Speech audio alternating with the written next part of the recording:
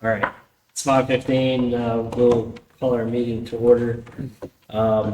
Before we get started, we've got one member that's not present. Miss CJ, thanks for sending that email out. I'm sure everyone else got the same email from regarding Mr. Switzer.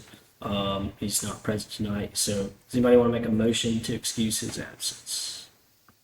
I'll make a motion. Is there a second? I'll second it. All right, motion by Mr. Tucker, second by Mr. Marler. Sorry. City manager, you call the vote? Mr. Tucker? Yes. Mr. Marler? Yes. Mr. Scurry? Yes. Chairman Langford? Yes. Motion passes. Sure, you can ask me questions. Brain cramp there for a second. Moving on to item number 2, additions, deletions, and modifications to the agenda. I have something, but I'll wait. You guys have anything that you want to modify at all? I don't. All right, right. So maybe since Mr. Switzer's not here, and I know that he was very interested. Oh, go ahead. I'd like to just shift 5 down to after 8. So I think 5. So I had mentioned 5, and really 5 kind of goes with 4. I think we'll be able to knock out 4 and 5 together. Yeah, my thought is just, I guess, if we finalize anything else along the way, like how often are we going to be doing that evaluate, finalize changes? Because we have until a specific date now to make a final packet. So I almost feel like we could just continue, chipping away at this, and then when we get close to that date, just have a final, like here's the total package. Is that what the intent of 5 is or not? So the intent of 5 was to capture anything that is not covered in 4, to discuss that and really kind of as a committee, how do we want to do this? So since we do have the date, do we want to? Okay, we'll do we just want walk through it then. Yeah. So sorry, but Yeah, no, thank you for clarifying it. Yeah. So what I was gonna say is, since Mr. Switzer's not here, perhaps, and just something to talk through, maybe we move item number 6 down to below 8, because it may in fact get tabled. I'm not sure, based on what our discussions are on 7 and 8. Completely up to you guys. Just something to talk through. We don't have to do that necessarily, but just something to think about. I mean, every section is equally important to me. Looking at the contents of 7 versus, 15 and 24. I mean, if we want to talk, like if the purpose of reviewing section 7 and 8 is to deprioritize them, opposed to sections 15 and 24, I'm fine with shifting it. Because I'm prepared to fully present what I've put on the agenda. Yeah, definitely wouldn't be to deprioritize it, more No, so. I'm saying just shifting it, Yeah. depending on how long the meeting takes, Yeah, just really given, the opportunity for Mr. Switzer to be here through the discussion of 8, since he's not here. Oh, I get what you're saying. Yeah. That's where you were going It's to the introduce police. what he brought up. Right, Got it. right. So that's the only reason I was That gonna makes mention sense, that. right, to me. So I would say let's just, if we could edit item 6 to just say begin the review of section 7 and drop 8. Okay. We could pick up 8 on the next meeting. There a second for that motion? Can you say it one more time? Oh, so the motion is to just adjust item 6 to delete through 8. Okay. Okay. I'll second it. Okay, so there's a motion by Mr. Scray to amend item 6 to read, begin the review of section 7 only. And a second by Mr. Tucker. City manager, you call the vote? Mr. Scurry? Yes. Mr. Tucker? Yes. Mr. Marler? Yes. Chairman Langford? Yes. Are there any other additions, deletions, or modifications to the agenda? None for me. Okay, so nothing heard. Moving on to item number 3, approval of the minutes from our last meeting. Is there a motion to approve? Motion. Okay, motion to approve by Mr. Stray. Is there a second? Okay. Right, second by Mr. Marler. We don't have any public comments. commentary. City Manager, we call a vote? Mr. Sprague, Yes. Mr. Marlar, Yes. Mr. Tucker, Yes. Chairman Langford. Yes. Moving on to item number 4, review the draft ordinance with charter amendments and the draft resolution with the ballot language.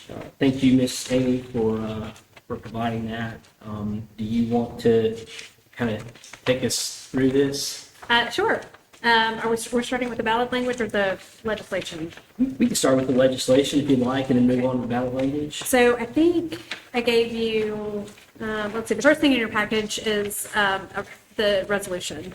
So obviously, this is really just a template, and we'll plug in the questions once we decide what they're going to be, and it's really not your decision to make. I think the best y'all can do is give them everything for them to pick and choose and put it all together. So this is what the template will look like. Ryan pointed out, I still have Municipal Super Tuesday because when I created this, that was still the plan. And in fact, this will be the form we use for the second round, but obviously not this first one for the general election in August. So that's the basic form of your ballot question. Again, once you have proposals, I can plug them in, or we can just give them this template with all of the ballot questions you want to propose and let them pick. I don't pretend to know what is the best way or even their preference, but no, you got it. What did they do last time? Last time they told me the subjects they wanted a referendum on. This is for the non-binding referendum, and so I drafted a bunch of different questions and put it in In the the last resolution charter format. review, we ended up with 4 questions. Yeah, so that time Kevin put everything together. I think they were under a time crunch, so he had one piece of legislation one ordinance that called the referendum, set the ballot questions, and then attached as an exhibit all of the charter amendments being proposed. So moving to what the ordinance looks like, I have separated the ballot and the ordinance, but I've given you 2 forms of the ordinance. One that shows what it looks like when the charter amendment is contained in the body of the ordinance, which is what I would recommend for particularly this first round that you're going to do in August. But the second form, the second template, where you just sort of slap an exhibit on the back, gives you freedom to literally have the entirely updated redlined charter to attach to the back, and it gets adopted subject to approval of those amendments. Okay, so thank you for that, and just for my small government brain here, the resolution is the ballot language, and the ordinance is obviously It's the charter amendments amendments themselves. themselves. Okay. Yeah. Yeah, so sounds good. I was looking, just was looking through the second draft ordinance because everything was kind of contained within there. And I think that's where my question of, and I don't want to move on to 5, but there were some changes that are not included in that ordinance, and they were minor. So can you kind of talk to this specific ordinance and what all we're capturing within it as far as everything that we've done since we started? Sure. So this was and there aren't page numbers, but the one that contains the text in the body.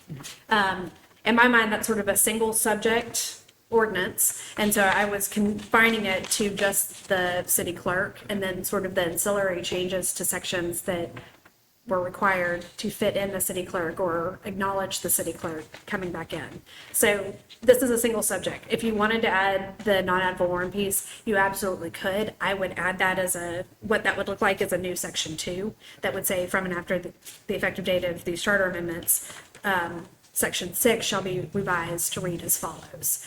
I'd add a new section to the title that specifically addressed those proposed changes, but it would be contained within the body of the ordinance, if you wanted to do that. Okay. I did confine this to city clerk, and if I misunderstood your direction, I'm sorry. No, that's okay. And I think maybe perhaps it's probably best for us to kind of discuss how we envision sending this stuff to the commission, whether it's all inclusive, whether it's chunk by chunk, and we're sending them separate ordinances, or and then finally on that, with like what we were talking about before, is since we have a date, do we dump all of this stuff on them, and give them essentially, what would it be? I think 2 or 3 weeks before they would have to make a decision, or do we send them chunks at a time so they can start digesting it? So I think just through that, if we want to just talk through and figure out how we want to do it, and then maybe we kind of standardize it from there for any subsequent changes that may come up. So I want to ask this, so, because I see section 21's in there,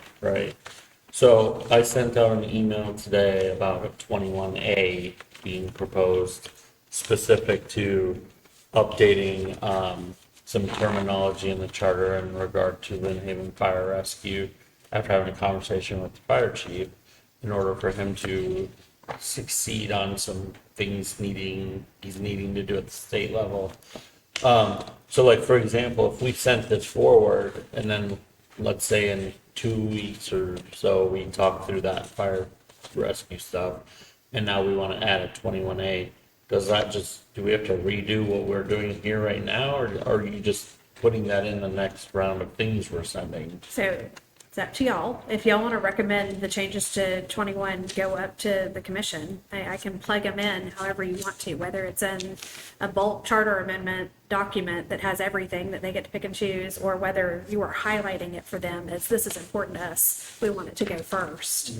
I feel like this smaller, entirely contained ordinance is your opportunity to say this is what's really important to us and we think it's fully baked and ready now. Regard to just the Clark language, essentially. Or section 21. I mean, all of the things section 21 does. It does more than just the city clerk. It does more than just the city clerk, but it's contained here because it addresses the city clerk.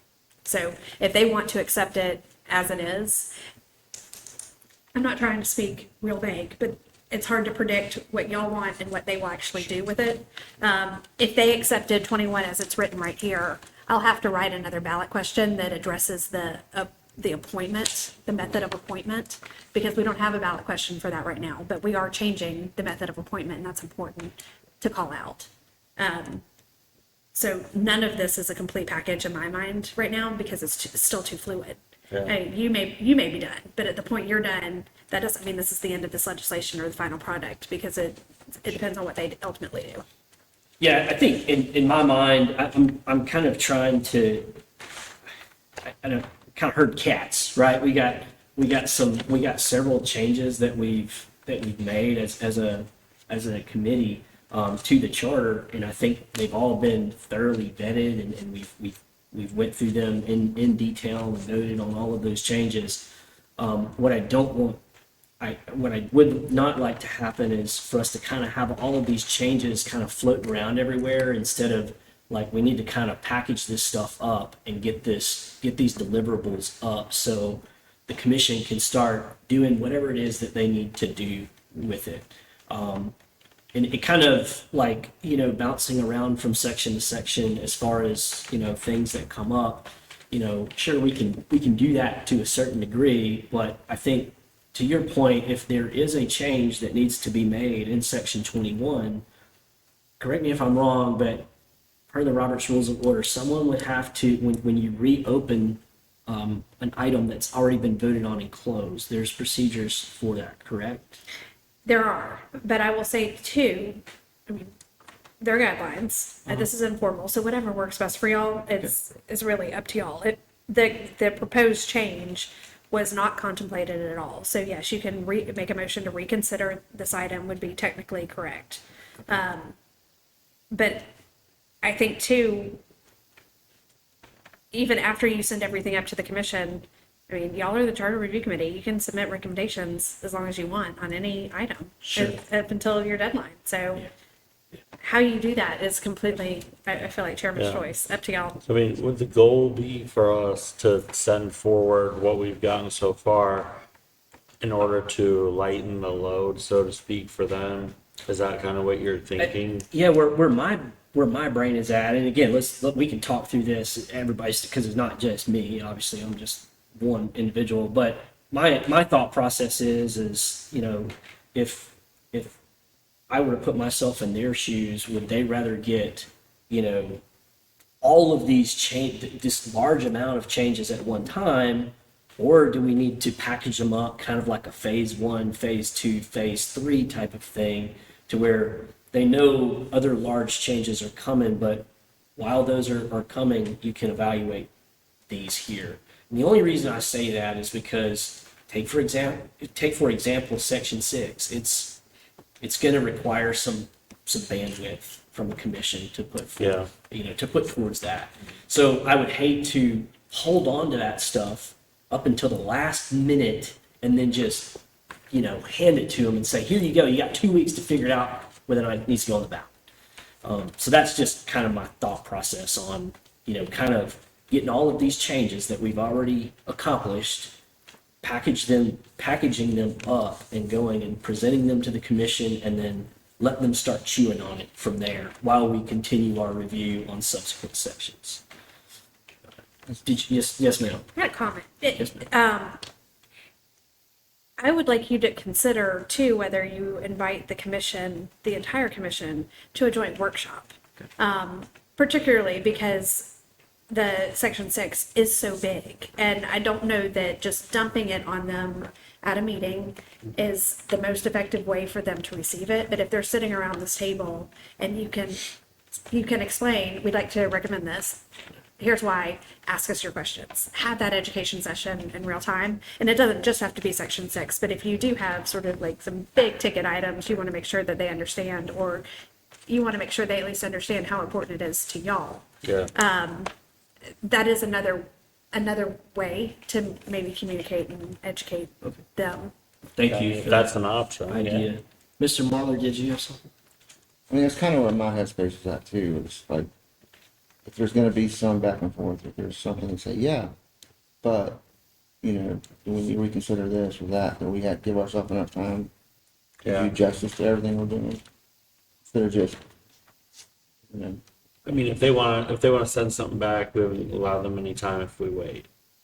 Now, the only thing, that's why I asked is, obviously, like Ms. Meyer said, I didn't contemplate creating a section 21A to address the fire chief's request that I received last night, right? So effectively, that I sent that to the fire chief today, this morning, along with CJ, Amy, and Chris, so they can kind of go through that.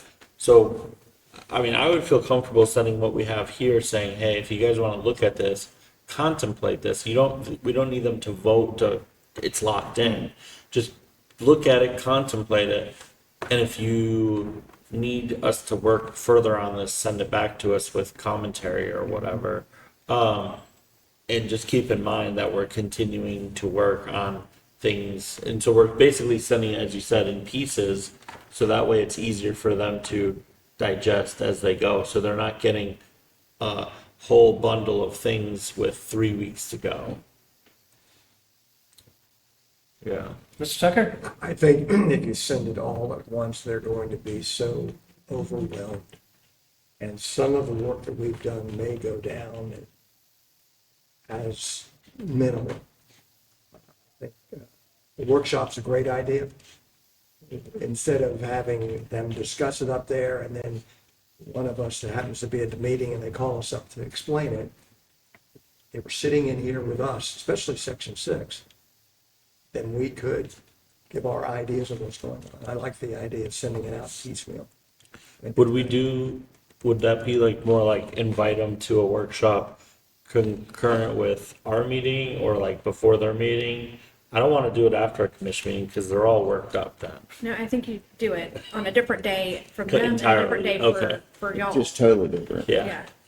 And give yourself two hours or so. And I don't know that I'd even break it up by sections. I think I would probably go topically. Here's our city clerk. Here's our non-ad valorem. Because some of these, we're going to have to still touch other sections of the charter. Yeah. To implement, depending on how it goes. But you have done a really good job of going section by section. So you have a complete charter amendment, but that it contains in some cases more than one topic. Right, like the fire department stuff, changing that to be agency instead of department and whatnot. Sure, it's in 21A, but it also shows up in section 18. So that's kind of what you're saying is, Yeah. even though this is the core of what we're changing, there's other little tidbits throughout the charter that do need to be updated. Let me say, if the city commission decides they only want to consider city clerk, I will have to sort of revise this to even sort of hide the amendment you're already proposing so that they come in that sort of second or last wave. If they only want to see the charter changes to implement a city clerk position, this looks completely different. And so I want to assure you that Yeah. that work won't be lost, but it will have to be hidden because it's not what they want to move forward right now. I think the joint session is the way to go then. I think, yeah, on certain things. Yeah, well, clerk for sure. Yeah, clerk and maybe section I six, or want- obviously section And I mean, six. honestly, when I get to, after tonight's meeting, you guys might think the same about 15 and 24, you know? So, yeah, I like that we have that option now. I would offer that once we do submit something to the commission, I just personally would like for it to be finalized. I mean, if something comes up after it's submitted, absolutely, we could always address it, like what you're saying. I mean, if it's just a to use Mr. Obos's term, a Scribner's error or a Scribner's They're totally change, legit. They happen. then that's fine. If it's going to be a major shift in legislating, how it's written, I think maybe there needs to be probably a reopening of that item, and then we discuss it, we close it back out. Miss Amy does her magic, and then but once it goes to the commission, then it's kind of, for lack of a better term, it's finalized, And I'd say that because, I kind of promised Mayor Lowry that, I didn't want us to rush to failure. I wanted us to really finalize whatever it is that comes from this committee. I want it to be, by the time they see it, it's been thoroughly thought through. Not saying that we can't go back and redress Right. something and change it. We most certainly can. And I love the idea about the workshop as well. Because I think it's probably important, especially for Section 6, because people's going to have questions. So that's the reason I want to get that stuff to them sooner rather than later, so everybody's comfortable with everything. 21 ASI that I need to introduce on behalf of the fire chiefs. I just looked through my notes and I don't have anything anticipated for further changes for 28 or 29. But I do for 21, so that's kind of where I'm at, whereas, I'm ready to send this, but the fire stuff is the only thing, if it weren't for that, I would have said tonight, I'm ready to send this to them, So depending on how in-depth the change is, someone can make a motion now to reopen Section 21 for discussion of whatever it is that you want to discuss. And if it's a minor change, I would say that we could probably make that change tonight. Miss Amy is obviously here. She can update that section, and we could still send it to the commission without, delaying it any further. What are your guys' thoughts on something like that? If it's a minor change, I agree with you. And if that's the case, I'll make a motion that we reopen it and have a discussion of the change. Okay. So there's a motion by Mr. Tucker to reopen Section 21 in light of Mr. Stray's comments regarding a proposed change. Is there a second? I'll second it. Okay. Motion by Mr. Tucker, second by Mr. Muller. City Manager, you call a vote. Mr. Tucker? Yes. Mr. Margar? Yes. Mr. Scurry? yes. Chairman Langford? Yes.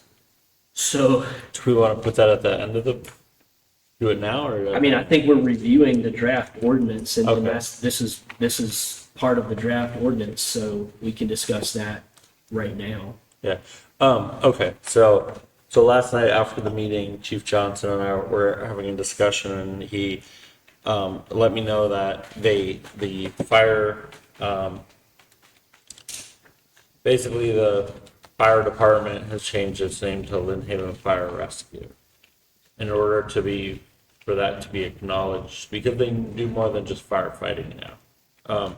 And so for that to be achieved formally, like for the state to recognize that, it would need to be recognized formally at state levels, but he can't do that because of how it's listed in the charter right now. So what I did was I did some research last night and this morning, and I think and Amy, correct me if I'm wrong here, but and did you read what I sent you? I did. I have big questions. Okay, so Both said don't go on this one. from what I understand is it's just, if our charter's locking terminology and names, like for example, if it says Lynn Haven Police Department, right, or Police Department, or Lynn Haven Fire Department, and if that's locked into the charter and that's causing some kind of conflict at state levels, I think that confines the charter in an overly restrictive way, where what I would rather see is if you're talking about the name of a instead of saying agency or department, I'm going to say unit, right? So a unit of the city, like we have fire, police, parks, sports, whatever. So the fire unit, right? If that's being confined in some way of them doing something with the state that maybe leads to us getting more grants or something, right? I don't want the charter to be that restrictive in that regard. The charter is like a constitution in that it guides the city how to operate. And if it's so restrictive that they can't achieve something because of how it's named in there, then maybe what we do is we say, hey, this is the name, or unless, like, for example, what I said is Lynn Haven Fire Rescue shall be the official fire suppression, rescue, emergency, medical, and fire prevention agency of the city to include other duties or services designated, or as further named via ordinance by the city commission. So my end goal is to give a little bit of flexibility there, saying, yes, our city was going to have a fire unit, whatever, whether it's a department, agency, whatever, but if the commission needs to alter the name of it or something, then they have that authority to do that. And because it shouldn't take, I'm going to frame it here, an act of Congress and a vote by all of the people to rename the fire department, you know? So that's kind of where I'm at with it based on what he requested of me. It's very much in its infancy. Like I said, we only talked about it last night. So at that point, questions. Yeah, definitely. But before we start getting into Yeah, this, let's I'd hear love from to that. hear from Mr. Lightfoot and then Ms. Myers on, obviously words have meaning and kind of walk us through the impacts or the lack thereof of something like this. So And maybe even the need, You go like why first. is this needed? It's not needed, but Amy can go first. So, yeah, I would like to understand more, and this isn't for you to answer. I think I need to talk to the chief about what is it he feels constrained by his name that he can't do. To me, the legal significance of a department signifies that they are not sui juris, they are not an independent unit. They're not what? They're not sui juris, they can't be sued as a separate entity of the city. Okay. They are part of the city, they are integral to the city, and that they are part of the city. I mean, legally, that matters to me that they are a department of the city. When I read your email and saw that he wanted to be an agency, to me, Well, he that- didn't, to be clear, he did not use the word agency. He said the problem was right now they're called Lynn Haven Fire Department, and they changed the name to Lynn Haven Fire Rescue. and that The only means- other word other than department I could find was agency. So agency has a lot of also legal connotations, and suggested to me that what he really wanted to be was a fire district that gets all sorts of powers under the statute that a department doesn't necessarily have. I don't know that they're better, but it depends on your perspective as to whether or not it broadens your horizons or limits them. So that's where I got initially nervous. Okay. My experience from our other local government clients is that we have fire departments named in the charter who do more than just fire suppression. They also do fire rescue and EMS services. And they're not constrained by the fact that they are a department from having that expanded scope of duties or obligations in ways that they serve the public. So I don't really understand the significance of the name. Yeah, probably would have to talk to him more in depth about And I that. certainly, at this point, don't understand and am hesitant to go along with or sign off on an amendment to the charter that makes them independent in some way. Whether Right, it's just and by that's- the way that they're called or named, the fact that they are a department, I feel like legally matters to me, not only for how he is appointed as the fire chief, but there's a lot of mischief and things that change if they are considered an agency, whether they're dependent or independent. Their funding, their governance, how they're created, what their obligations, and what their annual reporting obligations are in particular under the state requirements. And so I don't feel like I have enough information Right. to. I don't really think feel you do, and I don't think I do. And I'll ask Chris this question. Have you previously had an in-depth conversation with Chief Johnson about this topic? Sure, and swapping over, that opens the door to, like what Ms. Myers was saying, let's have a fire district, or let's have EMS services, stuff that the city of Lynn Haven is never gonna participate in unless you all want taxes or the non-ad valorem to significantly increase. Typically, the agency is referred to as the police department, and if, correct me if I'm wrong, but that's because they're more statutory enforcement versus the fire department, who is going and servicing people. You have the fire suppression part of that, you have the fire inspection part of that. I believe years and years ago, the fire department was called Lynn Haven Fire Rescue. And if you don't know much about police and fire chiefs, when you get a new chief, the first thing they like to do is update a patch, right? Like everybody wants their new patch. So at some point in the transition of fire chiefs, the patch changed from Lynn Haven Fire Rescue to Lynn Haven Fire Department. This fire chief would like to go back to Lynn Haven Fire Rescue. It doesn't do anything to affect how we qualify for grants, what funding they're going to get from the state. We've applied for numerous grants. He's received some we're in high contention for. So changing this is not favorable from staff to present to the commission. Okay, so to me, there's more internal discussion that's needed within the city before I would be comfortable making any further move on it. Kind of like I said, like it wasn't on the agenda tonight because I wasn't ready to talk about it, because I had the conversation last night, put it in an email, sent it to them, let them talk about it with the fire chief before it came back. So that's kind of where I'm at. If we want to piece this, what's here together, I'm okay with reclosing this, sending it off.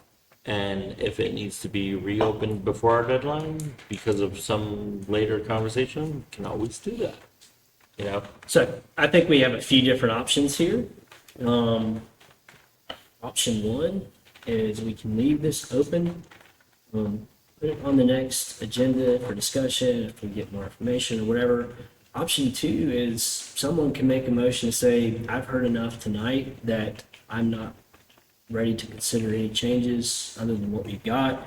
And they could make a motion to reclose 21, and then we press from there.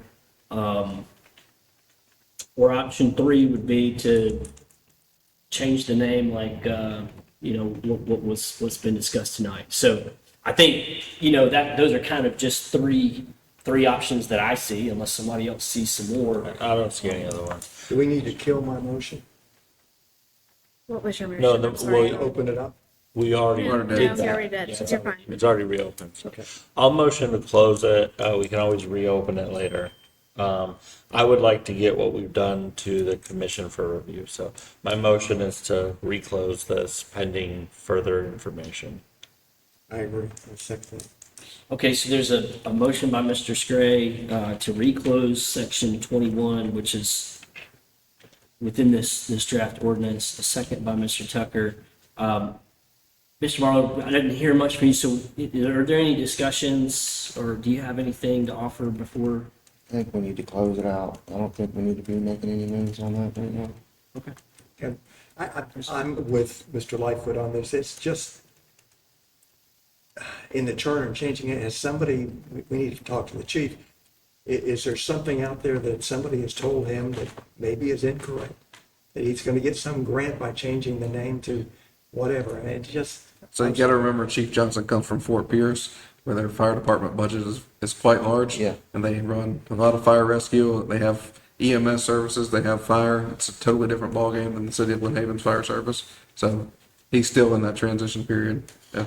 A smaller department for sure. And that would make sense. I would need to know if something is specifically hindering him at a state level and what that is. Yeah, I mean, whatever he was talking to me about last night, if you can just ask him, like, hey, what were you talking to Ryan about? And what's hindering you at the state level? Because if there is, maybe there is something, and you guys just have to talk about it further, I mean, and if Can't there's imagine it nothing would be. tangible, then, yeah, it doesn't need to change, but Okay, so we've got a motion, we've got a second. I think that's pretty much all the discussion. We've heard from everybody. City Manager, will you call the vote? Mr. Scray? Yes. Mr. Tucker? Yes. Mr. Marlar? Yes. Chairman Langford? Yes. So then I'd also like to make a motion to send forth the draft resolution and all-inclusive ordinance of 21, 28, and 29 to the commission for consideration of adoption. Is that the right word? Okay. For consideration, yeah. Quick question, if you wouldn't mind clarifying in your motion, which ordinance would you want to send? The one that has the charter attached to it, or the one that has the language pulled out of the charter and attached to the, or within the The ordinance? all-inclusive is what he Wait, said. is Oh, I'm that the sorry, one I that's missed that. cleaner, right? In So my that- mind, yeah, it's all contained. Yeah, Yeah, that's, Okay, Nothing's incorporated by reference, it's all there. yeah. Okay. So to clarify, my motion is to send forth the draft resolution and all-inclusive ordinance to the commission for consideration. okay. So there's a motion to submit what we, you guys heard the motion, is there a second? yeah. I'll second. Okay. I'll second. All right, second by Mr. Marlar. There's no public commentary. City Manager, will you call the vote? Mr. Scray? Yes. Mr. Marlar? Yes. Mr. Tucker? Yes. Chairman Langford? Yes. Okay, I am going to change the title right now. It's just in brackets where it says clarifying the procedure for appointment of department heads. I'm going to take those brackets out because that is an element, and I'll need to create a ballot question for that. Yes, sir. Did you want to set up a workshop prior to them hearing this at a commission meeting, or did you want to take it straight to the commission meeting? I'm good with this one going straight to the commission because I think this one's pretty self-explanatory. It's the clerk and some minor changes we found along the way that were needed, so that's me. I think, my idea would be, or my thought, rather than my idea, but my thought process would be that, when we submit this stuff to the commission, if they want a workshop, I feel like that they should request a workshop. I don't necessarily think, that we should be requesting a workshop with them. If that's the case, then it kind of insinuates that we've not been as clear as we needed to have been with our language. I think you should invite them to Offer set it. up a workshop if they'd like to hear from the entire committee about the proposed recommendations. Because like you, it may not occur to them that that's an option. Okay. Like we're We're We're open to- available if they would like to discuss specific pieces of it. Yeah. Rather than delaying the process and just sending it back and forth. Right. Yeah. Send one email, and if you gotta go back and forth, sit down and have a discussion. Now, would that be something that I need to do, or invite the chairman to the meeting to invite the commission to the? It's got to get on the agenda somehow. So whatever the best way for Okay. that to happen, whether it's a presentation from him or you just put this on the agenda in our car, it says the chairman, yeah, Could you do it? the committee is The willing to have committee a joint agreed workshop. to make themselves available for Yeah. a workshop. So either way. You can use it, well.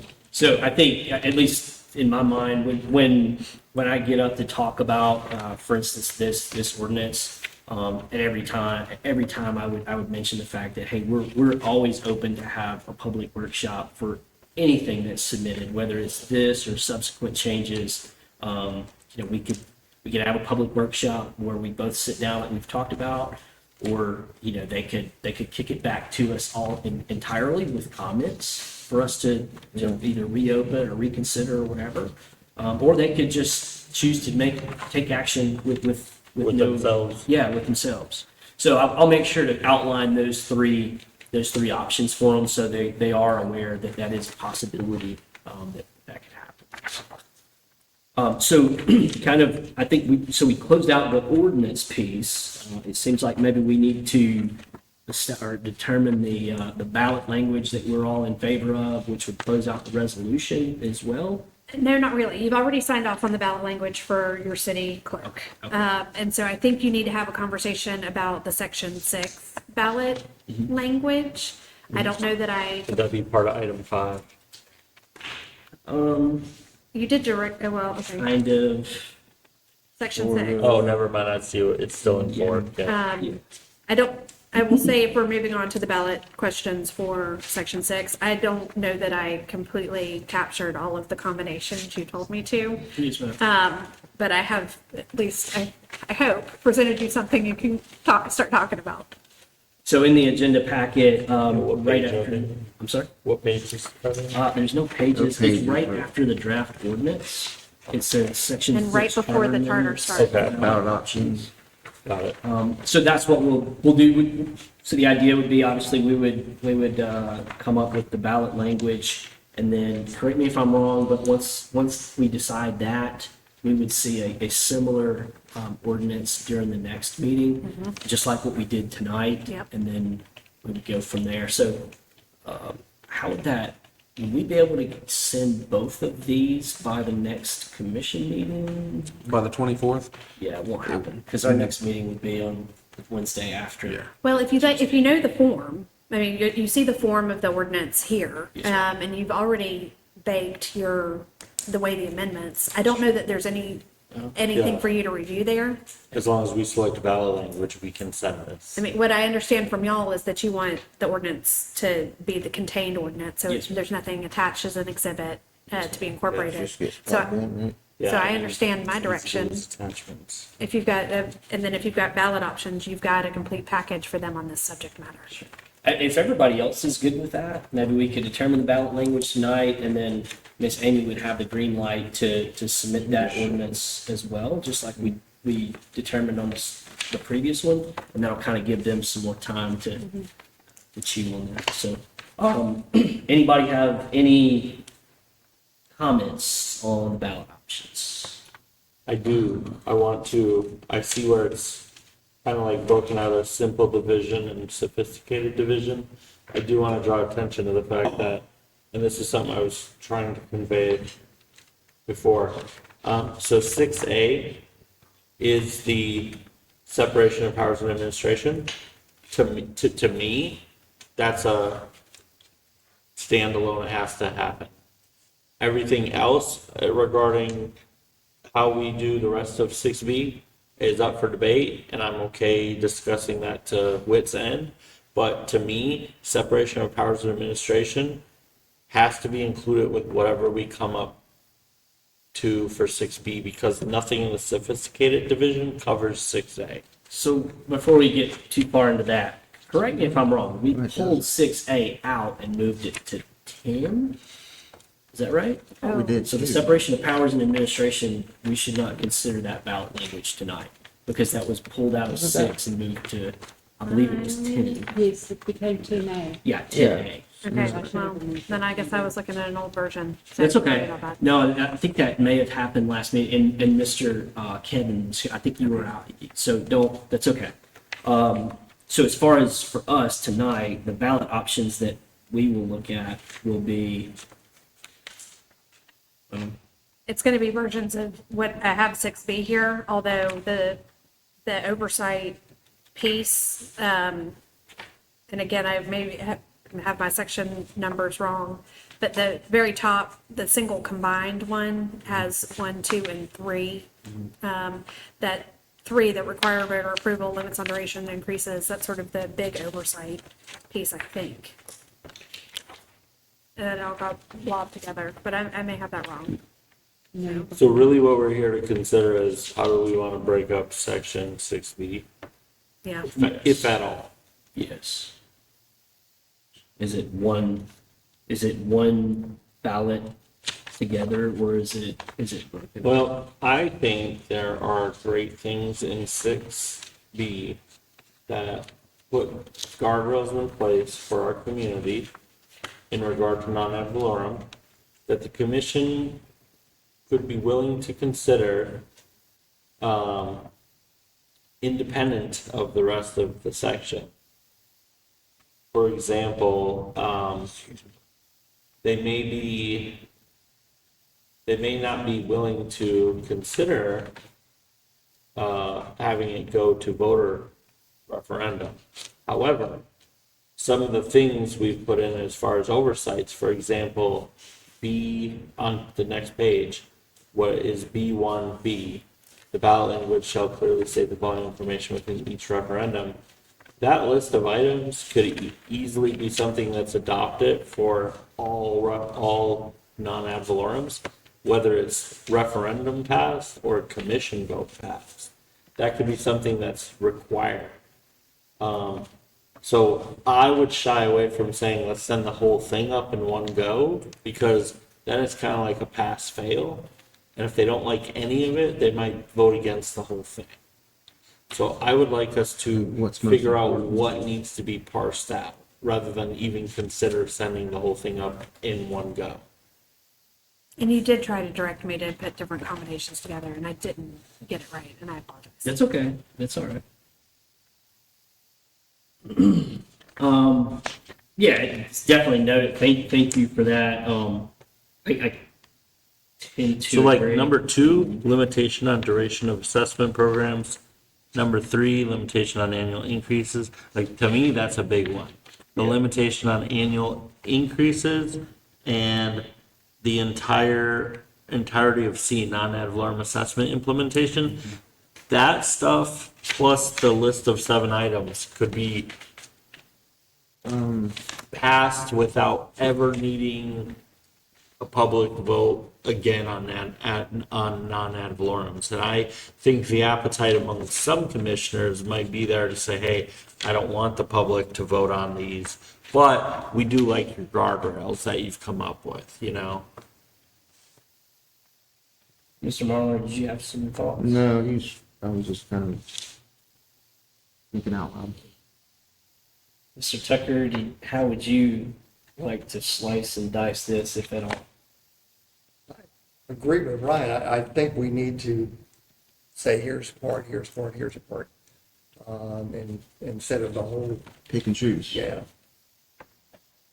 Okay.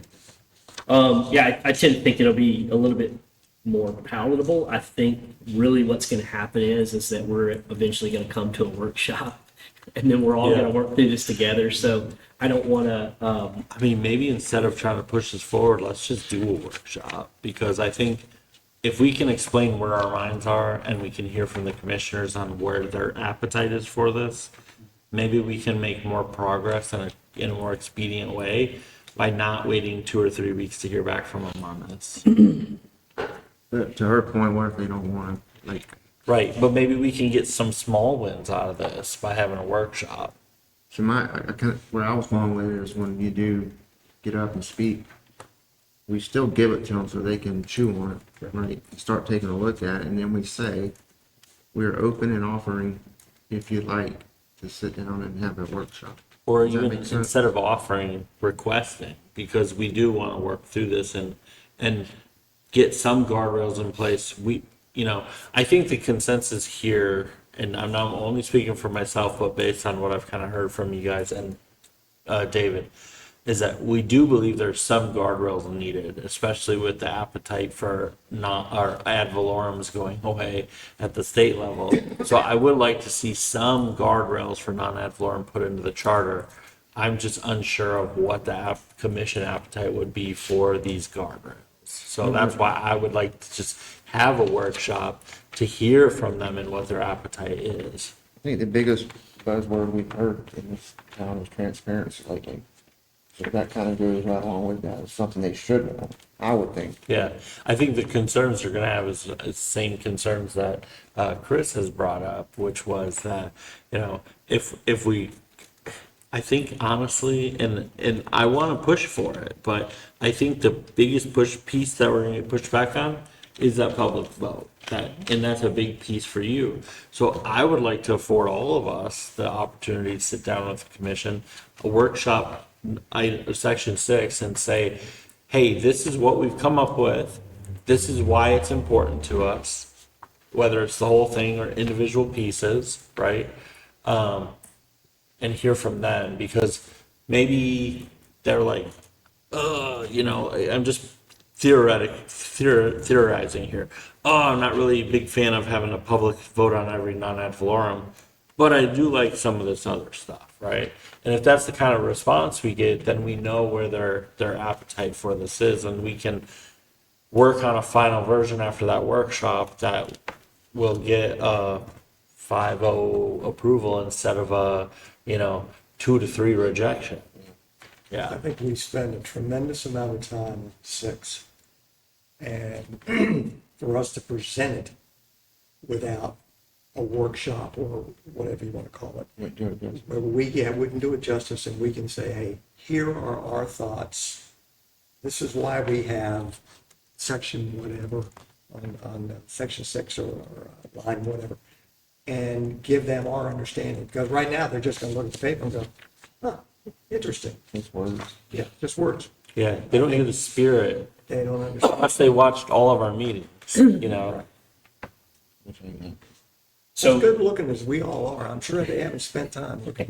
you want to see the back of my head. what I think, I don't want to say a worry of mine, but a thought of mine is that if we invite and conduct a workshop before it's presented at the commission meeting, there's a chance that it dies in the workshop. So my idea would be that it's presented at the commission meeting, in front of the commissioners, in front of the public, and giving the commissioners the opportunity to request the workshop. We conduct the workshop. I think that's going to generate more transparency to the city, to the residents of the discussions that's had. What So if they say they don't want the workshop and they just scrap it? that is completely I'm not fine. happy with that. Yeah, I wouldn't be You know? happy with it either, So but I think that's made. I think present it, but request a workshop. Say, rather than you guys going through this and voting on it, we as the committee, we think there's a lot here that needs to be talked about. And standing at the podium of a commission meeting isn't the venue for it. So we're requesting as a committee, and if we need to motion and vote, I don't know if we'd need to do that, but if we need to motion and vote to request that, for you to present it and request a workshop, that's where I'm at. I'd like to, Okay. It's kind of where I'm at too. yeah. I like that as well. Does that need to be a thing that we vote on? No? Okay. No, So I like it. for you presenting it at the next commission meeting Okay. and requesting them to conduct a workshop with us on section 6. Okay. Yeah. As far as ballot language in my, how do we say it, my small brain. Small brain. Numbers 1 and 2 kind of go together, right? So if we don't have a requirement for voter approval, there's really no need for a 4-year limitation, right? It's like Ms. Myers in Florida statute said, they have to approve it every year anyway. But there would be theoretically no expiration date if there's no voter approval. So I would like to see 1 and 2 go together on a ballot language, and then potentially 3 and 4 together. So you mean 3 and C? I'm sorry, yeah, 3 and C.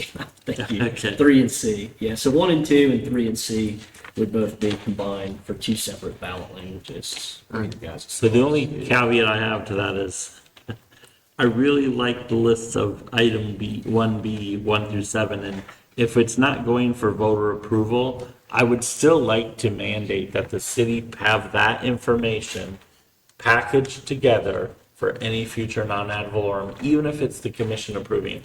Because I truly believe that those 7 items capture all the pertinent information that would have resulted in Cory saying, I understand what the stormwater non-ad valorem is for. If all that had been. Yeah, and that's why I brought it. So I just, Because if we do these 1 and 2, how can we excerpt that out and have that? I hate to be redundant, but how can we get it into both ballot questions, right? And that's kind of the question I have. It's like if one fails, does it go in, if question 1 fails, can we put it somewhere else that it still gets captured? Miss Amy, are you able to work your 75-word magic over there? Yes, Keep going. I was curious Yeah. if that's what you were working on. I am. Are you able to have all of the items in B or no? Or are you there yet? let me see. It would be 1B, items 1 through 7 is what Right. Mr. Spray would want, all in B. Can I go back to the Yes, sir. presentation? Let's be hypothetical here. You go before the council, you get your 3 minutes at the podium and all that good stuff. And the question is, this will be handed, or we'll hand what we want to the commission to digest. you're talking transparency, is the public going to see this? That's what I want to. Yeah, oh yeah, it'll be an agenda item, right? It'll be in the packet. It'll be out there. I mean, they Kinda can what we're see talking it. about, Yeah, and it that's fits what I wanna after- make sure. They can see it in our agenda from tonight, you know? It's in our agenda on the website tonight. If you go pull it up, you can see the same thing. Yeah. Yeah. I think though, if it's presented at the council meeting and that tends to carry a little bit more weight. Yeah, I get what you're saying. They look at that agenda more than ours, yes. Yeah, for sure. I was being polite. Just to make sure, I won't be restricted to 3 minutes, right? No, no. Okay, good. That would not work at all. This is a little bit different than public commentary. Okay. That was from vexing. I'll have to switch over to my air traffic voice if that's the case. Okay, Miss Amy, how are we doing down there? So, yes, all of the language of B1B can be contained in a 75-word question. With So we could have 1 and 2. standalone question for it that basically says all non-ad valorums must be presented with this information to the public, basically. And so if we did question 1 is B1 and B2, question 2 is B3 and C, and question 3 is just the standalone stuff. Let's say all 3 pass, well, then number 3 is irrelevant because it's already captured. Is that how that works, or? All right. I'm sorry, I'm not completely following.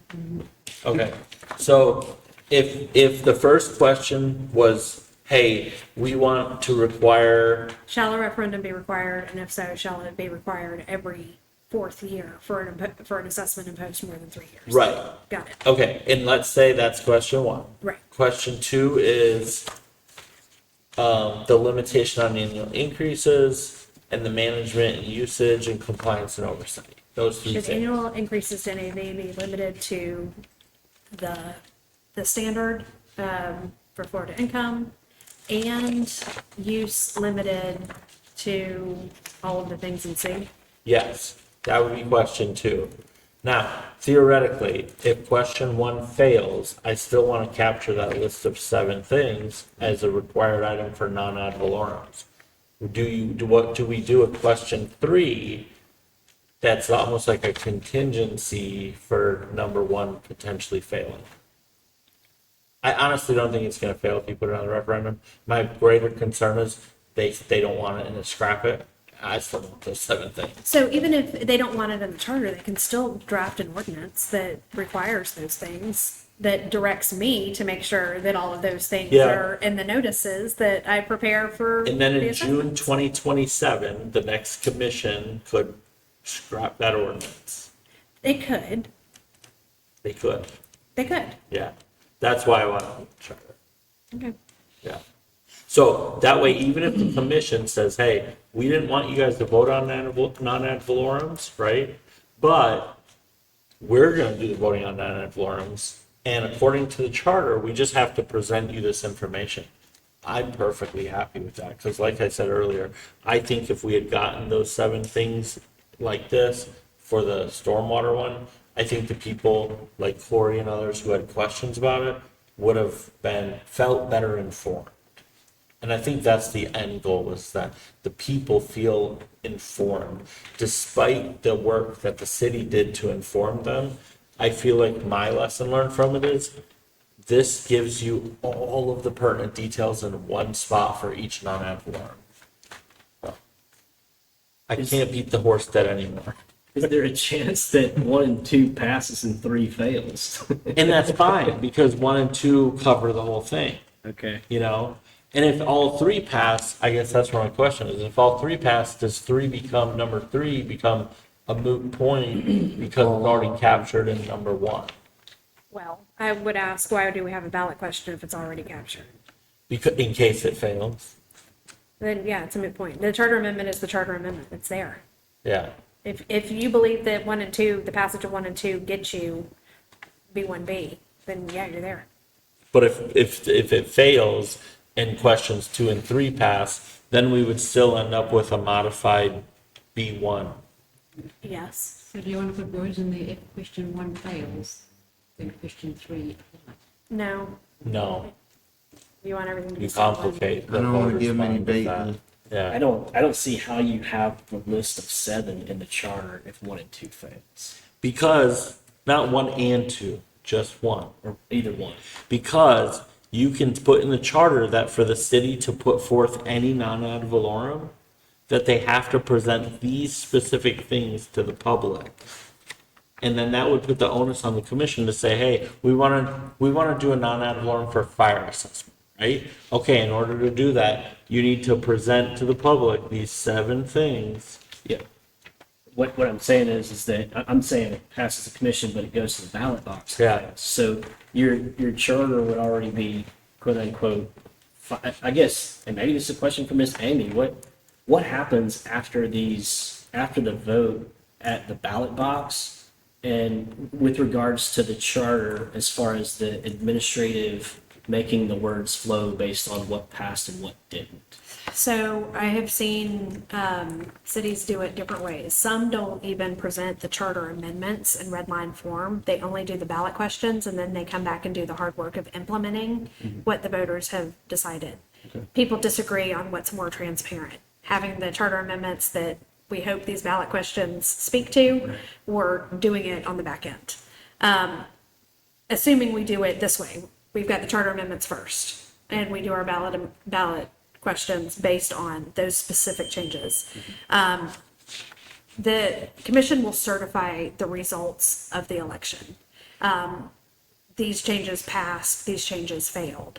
And then I will, or CJ, will have to go in and do the editorial work, if all of them don't pass, of figuring out, okay, so this spoke to this section, so this comes out, this stays in, and to create that document. Does that ever come back to the commission? Generally, no, maybe as a courtesy, but not for any sort of official formal vote. So they don't have to certify a final, right? They don't certify the formal form of the charter as revised. Okay. They certify what So ballot what's questions voted on? passed. To make this slightly easier, is it possible to have 2 questions? One question is for B1 and B2, and question number 2 is for specifically B1B, B3, and the rest of C. So basically covering that specific list of 7 things in both questions. That way, if either question passes, we still get that list. Is that possible? Because like you said, implementation, if 1 fails and 2 passes, you're like, well, we can still implement the list of 7. I don't know if it's possible to combine and get all these words in 75. I'll play with it. I don't think, but you just said that some cities don't have the specific full language. Could it just say, for example, could you define that whole 7 things into a more concise statement? I wouldn't want to do that for y'all. Y'all have spent so much time authoring this. I really would not feel comfortable doing that because Okay. I'm proud of your work. Could I do that? Because honestly, at the end of the day, I really want what Corey wants to pass, that the voters vote on this. I just have my doubts about the commission's willingness to even put that forward. And if it doesn't go forward, or I have my doubts about the public passing that, and if that happens, I still think this guardrail is so important, it needs to be in the commission, and I just want it in there. And I think that the people should want it in there too, because it's gonna create transparency. I think I completely hear and understand and appreciate what you're saying. I really feel like that's going to get resolved during the workshop.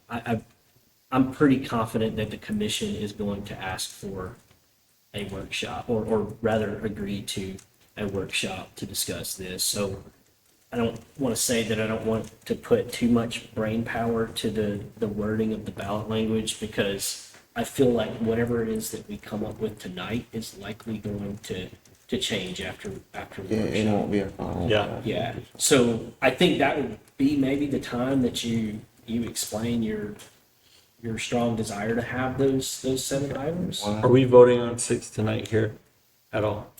We would be voting on ballot language tonight, potentially voting on ballot language tonight. 6 has already been closed out.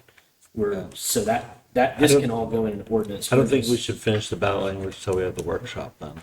Because whatever happens in the workshop could make us just have to change the ballot language again. That's an option. Yeah. So I think maybe we just click pause on the ballot language. We got a good start, but pause. We have kind of a thought process. Question 1 is B1 and B2. Question 2 is B3 and C, right? And then we pause there, see what happens in the workshop, and then reconvene and finish off the ballot language for the final proposal. I'm listening to what you're saying, and there is a sort of a fresh approach from the commission. And if I'm wrong, you guys tell me so, especially about transparency. And listening to what you said, if we have the, when we have the workshop, because I believe we'll have, if you speak the way you've spoken, the rest of us feel the same way. I believe the commission will be on board, especially for the 7 items. Okay. I really do. Appreciate it. Yeah. Because it's obvious how badly I want that in there. So, thank you. Well, and the biggest reason is the lines. I mean, Right. they gotta be on, I mean, the public should definitely vote yes. I mean, Yeah, I mean, I'm more inclined to think that if it even gets to referendum, it passes. But if it doesn't get to referendum, how can we still have it on referendum? I understand where you're that way? going with So, it. I yeah. do. So I think we have an option if somebody wanted to take that option to make a motion for Miss Myers to just hit pause on the ballot language and draft and submit the ordinance as it's written in section 6 tonight to the commission with the request that, You're gonna present and, yes, I'll present and request a workshop to occur to determine ballot language. If that's just an idea for you guys, I feel like that's kind of where we're at, just by hearing everybody's discussion, but it's. all right, I'll motion for us to submit section 6, having the chair present it to the commission specifically to request a workshop and ballot language to be completed after the workshop. Second, Does that make sense, Ms. Myers? Yeah, so you want it presented though in ordinance form, correct? Yes, ma'am. Yeah, with the resolution and the all-inclusive ordinance, Okay, like we're doing for the other one. got it. But there would be no resolution because there's no ballot language, right? It would just be the ordinance. Gotcha. Do I need to change? That was just for my clarification. You're all right. And you can make. Is there a second? that's it. Okay, motion by Mr. Scray, second by Mr. Tucker. There's no public commentary. City manager, you call the vote? Mr. Scray? Yes. Mr. Tucker? Yes. Mr. Marlar? Yes. Chairman Langford? Yes. Okay, so it looks like we're completely clean with item 4. I'm correct, Ms. Myers. There's nothing else in item 4 to resolve. No, sir. Okay. So item 5, I asked Miss CJ to throw this on here. Thank you for doing that. The reason is there were some minor changes at the end of the charter that we had made that were not in the ordinance tonight because that was more flavored towards city clerk. And then obviously we just discussed item 6. So it's really more of a question as to how we need to approach that. Specifically in section 26, paragraph K, it was the whistleblower. So, let's see, someone was added as a whistleblower recipient. And 27. Yes, 26 and 27. That was a minor change. Yes, ma'am. I would vote that you put that in the ordinance you send up, and then you've got Article 3 fully baked. Which ordinance? The ordinance on city clerk, Okay. it's all Article 3. I assumed, sorry, pardon my ignorance, I assumed that was already in there Yeah. because it's in there for clerk. I assumed the change was a complement to the clerk change and putting it in for the attorney in the city, what is the other one? Section 32, the canvas of returns was the last change. No, I was saying like the whistleblower recipient, so that's making the designating the city attorney one 27 and the 20. city manager one would be complementary to the clerk being one. So I was under the assumption that what we voted on a little bit ago to send up the section 21 stuff, that was included, is it not? It's not in the version I have sent you, no. And that's, I just, I didn't Yeah, have this read it. version, so Yeah. I Okay. didn't get it, but now I see it, I can add it. So is that something that we could just motion to have her include onto the end of the already approved ordinance? Yeah, we can, and, you know, we could motion, someone could motion to reopen that ordinance, we could add that. I would also like to consider section 32, that identifies the city clerk, as the, would sign the canvassing board. I didn't see that in the ordinance as well. It's not in this article, so I didn't have it in Okay. here. Okay. I did not look outside of this article. And That's then okay. clearly I'll- didn't even catch everything in I'd it. like to motion to reopen the first ordinance for the clerk that we passed already to include, for the purpose of including missed items. Second. Okay, there's a motion, there's a second. Any discussion? No public commentary. City manager, you call a vote? Mr. Scray? Yes. Mr. Tucker? Yes. Mr. Marlar? Yes. Chairman Ranger? Yes. Okay. So specifically, it would be, just so everyone can see, it would be section 26 and section 27. I believe it's paragraph K on both. So 27 doesn't have a letter associated, it's Okay. just at the end. Okay, so yeah, kind of same thing, it's just identifying that respective individual as a whistleblower complaint recipient. And then the final thing would be in section 32, identifying the city clerk and who is the individual who would sign the canvassing board. So I think we can make that concise by saying, could you just include the changes we agreed to for 26, 27, and 32? Yes. Do we need to incorporate that into the ballot language? The clerk piece would be pretty easy. It would be like designating City attorney, city manager, and city clerk as whistleblower complaint recipients. recipients. Yeah. Yeah, okay. And identifying the city clerk as the signature authority on the canvassing board. Submissions.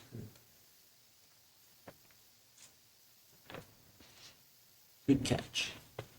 No worries. I was just, and honestly, I didn't have the ordinance when I saw that. Yeah. I felt like there were a couple of things that were kind of floating out there. that Version maybe needs control to- gets tricky. Yeah, just kind of, There's a few times where I've looked in like my email for a copy of what CJ sent me and I'm like, wait, I know I got a newer one than this. Miss Amy, are you comfortable if we were to, or can we even vote on that ordinance again, assuming the inclusion of that, so it would be included, or is that something that we need to wait until the next? I don't want to hold you back, but I understand clearly what you need to do, and I feel like your motions have been clear directions to me. Okay. So you made, yeah, okay. Yeah, I think at this point we've done it a few times enough that Okay. I feel confident with the notes we've just given her, Yeah. that she's gonna put in the required ballot language, to include it, so it doesn't become a failure, you know? And so I personally, just me, feel comfortable of approving it, subject to those inclusions. And that was where I was going with that. And, like, we and close because that. me personally, as an individual citizen, then if she misses something, I can always tell the commission to change it, you know? So, yeah. Are there any do you guys have any thoughts on that as well? We're just talking about just kind of buttoning that No, ordinance I back kind of up. thought it's what we were heading. Yeah, so I motion to close section 21 and send it forth to the commission, inclusive of the changes directed to the city attorney. Is there a second? I'll second it. All right, motion by Mr. Gray and second by Mr. Marlar. There's no public commentary. City manager, we call a vote. Mr. Scruggs? Yes. Mr. Marlar? Yes. Mr. Tucker? Yes. Chairman Langford? Yes. We're getting better at this, guys. Yeah, so thank you, Mr. Lightfoot and Miss Myers and Miss CJ down there for typing. I really appreciate your guys' patience. Yes, thank you for with the us. patience. This is our first time. You're taking Robert's rules more seriously than any board I've ever seen, and I totally respect that, but it is unfamiliar to me and Okay. I think- interesting to watch. I think it helps them. It does. I'm very standardized. Okay, so that closes out item 5. So moving on to item number 6, we discussed before it would be a review of section 7 only. So we'll open that up for any comments.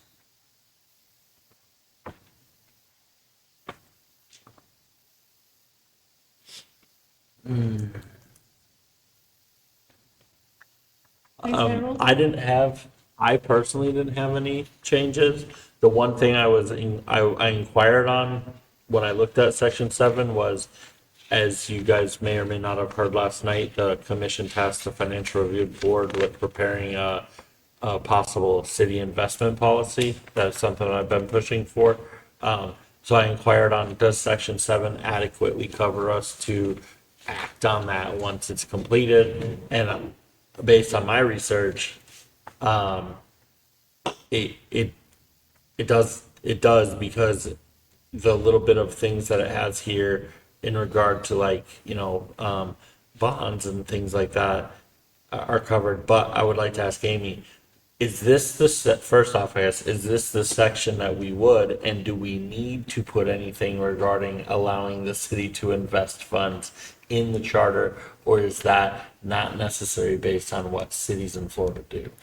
I don't think it's necessary because Florida statutes already authorize it Covers and it. have a I was gonna say, default it's a policy, state law. and if there's any question about what a city can do with their funds. Okay, So in the absence, the statutes provide a default, it's unquestionably part of your home rule authority. So Got it. unless you want to limit their ability to invest, I don't know that there's much more you need to do here. okay. I have no requested changes to section 7. Mr. Tucker?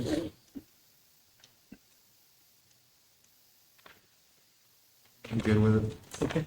Yeah, I'm good with it as well. I think I looked back at previous charters, I didn't see any changes to that, if I remember right. So, and I don't see anything, I don't have any changes on it. Okay, so that completes our review of section 7. And item 6 on the agenda. Moving on to item number 7, section 15, vacancies. Mr. Schreier. Okay. So I know initially when we met, our plan was to go through just section by section. And for the most part, I still want to do that. However, I've actually spent some time watching what some other cities, Panama City and other cities around Florida when they do their charter reviews. And I think something pertinent that came up to me, and I think it's important here, is it's good to have that trajectory of just going section by section. However, there are times where pertinent things are happening in your community and you need to react to that, and maybe pull a section up earlier. And to me, that's what I'm presenting here on this item, and the next item is, so in regard to section 15, we've had in Lynn Haven, we've had a few vacancies occur in the almost 6 years that I've lived here. And I've watched these proceedings go down on, for example, replacing a former mayor. The city was very limited in what it could do. And then I watched the proceedings go on replacing a commissioner and the most recent mayor, when he resigned and got appointed. And I've come to a conclusion based on talking to many members of the community and listening to the kind of the temperament of the community, is that the citizens of Lynn Haven strongly want to ensure that they are electing their representatives. And we are in a position where we could potentially have somebody serving by appointment on the commission for a term of 1 year and 364 days, for example, until the next election. give or take a couple weeks to swear in. And I think what I would like to do, and what I've proposed, I've sent possible charter language to Ms. Myers, CJ, and Chris. And CJ, okay, it's on the screen. If you guys want to read through this, I'll give you the Spark Notes version. Is if it's more than a year until the next regular election, you hold a special election, no questions. If there's less than a year, then there's an option for appointment within a certain time frame. But if you can't do that, then you have to hold a special election. And so we have options. And one thing to keep in mind is the charter, I believe it currently says, or the governor can make an appointment. I've done research on that, and correct me if I'm wrong, Mrs. Myers. As long as we have a procedure, which we would, we can actually preclude the governor from making an appointment because the governor makes an appointment in absence of us having a procedure. So 166 requires you by ordinance or charter provision to provide a procedure. So yes, And currently, we voluntarily allow the governor to still have an option to appoint, should we not appoint. But what I'm proposing is that this is our new procedure. The governor can worry about what's going on at the state level. We don't need him appointing individual commissioners. What we would have here is we have an option for the citizens to effectively call for a special election or allow an appointment if it's too short of a term. And if an appointment can't be made, then there's a special election regardless. I don't know that you can ever preclude the governor. Honestly, I don't know.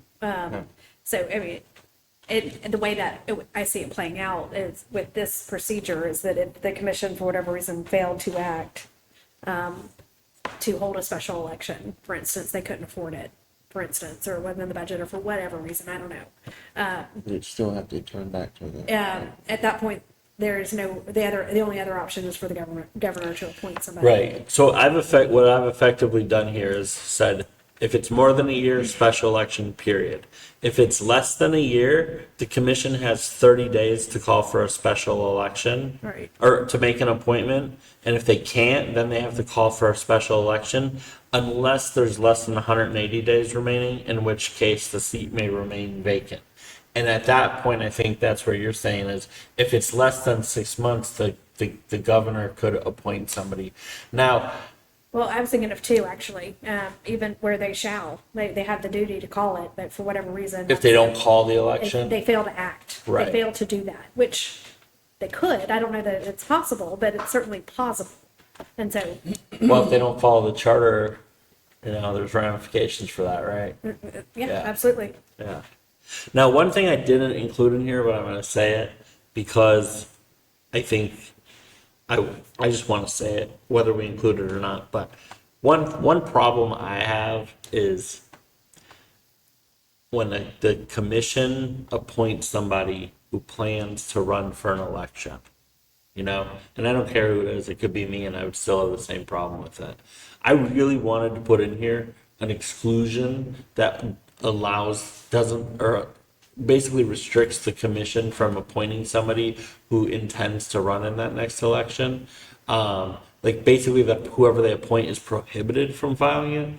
And I held myself back because I think I would have got pushback, but I just want you guys to know where my thought process was with that.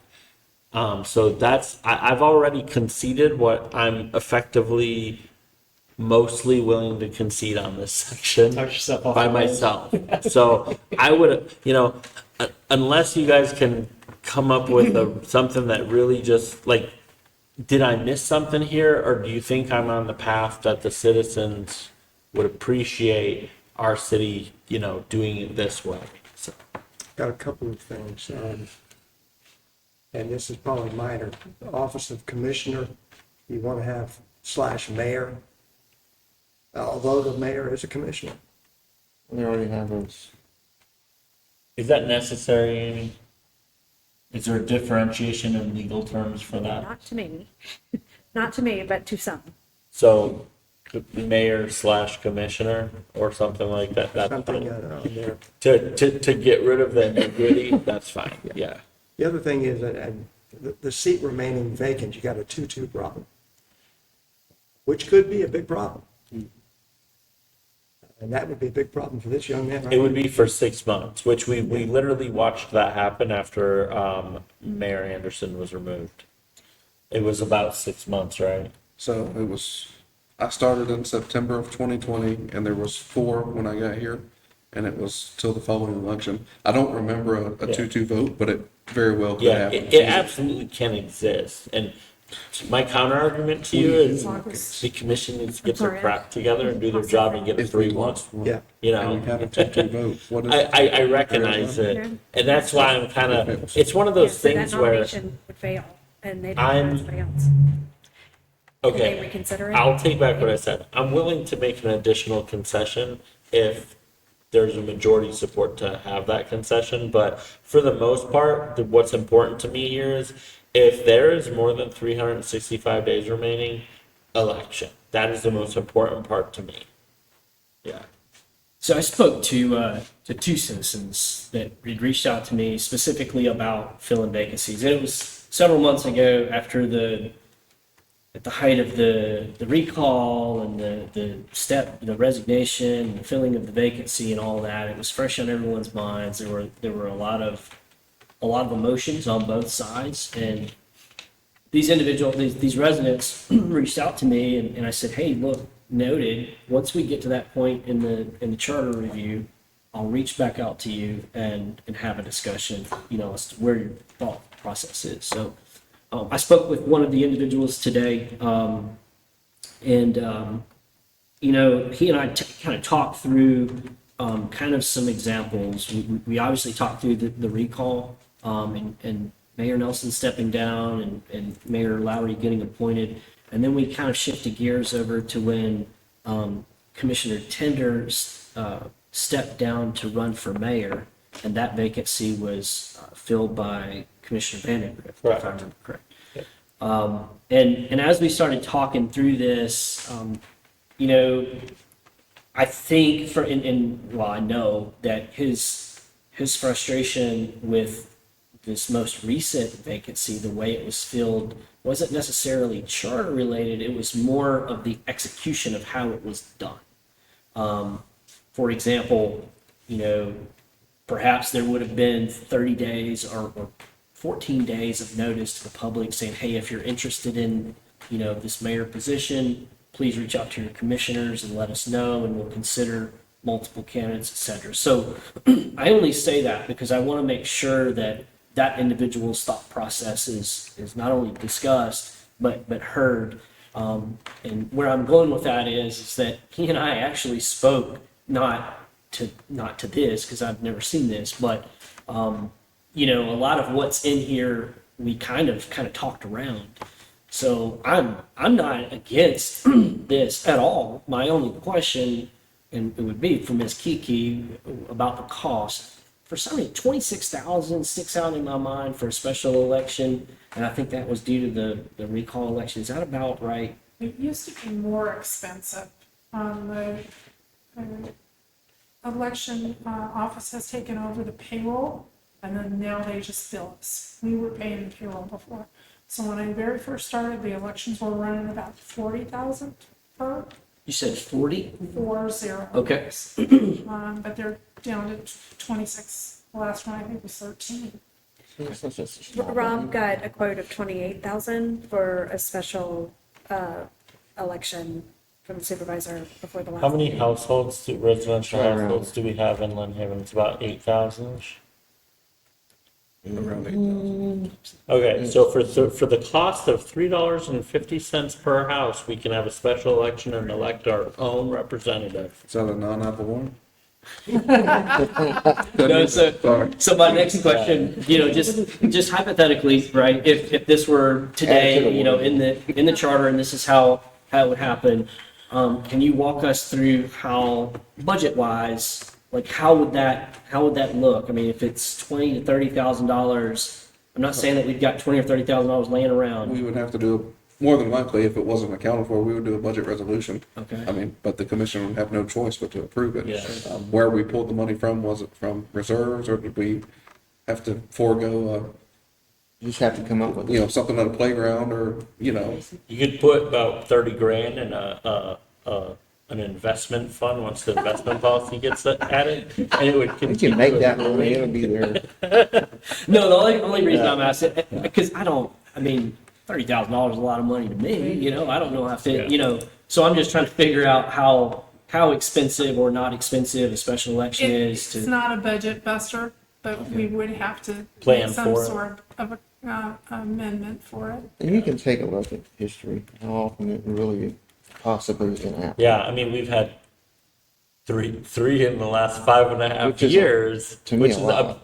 abnormal Right. if you look At at the this point, I think I would statistics. just automatically put money in there. Yeah, the way things are going, Yeah, election, but- election possibility. yeah. I think, but to me though, is like I hear a lot from a lot of different citizens, and I think there was a lot of frustration on with the first instance that I've lived here for is an appointment not being made, right? And well, why can't we just elect somebody? And the answer was, well, you can next April. And then it was, oh, well, you appointed somebody and they're running for office, and so now you just swayed the election. And then it was like what you were saying about, which was, okay, well, we were planning to have a special election, and because of the decision of the former mayor to resign when he did, that election didn't happen. And so we don't know, would there have been other individuals who filed to run for that special election?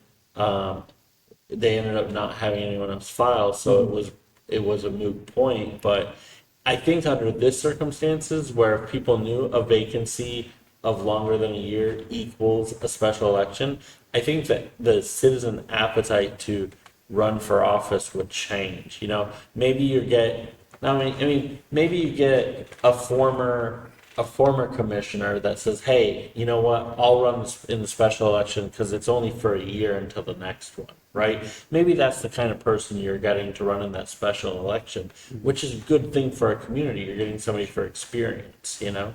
Or maybe you're getting a former candidate, you know, I mean, like you ran, maybe you'd run for a special election, or, you know, the other person you raised, Jeff Snyder, he ran, you know, maybe he would run, maybe Mr. Bashir, like you get former candidates who are like, okay, here's my try me before you buy me stage, right? Let me do it for a year if I get elected. And hey, if you don't like me, in a year I'm gone, you know? Yeah. So that's kind of where I'm at with section 15. If we want to, I don't necessarily want to take action on this tonight. I think I would like to invite you guys to see what other people in the community think. I surely would like Mr. Switzer to be here for a vote on this. Oh, sure. So Yeah, I kinda just like really where you're wanted to going. present it. I have an issue with it myself, honestly, with appointments.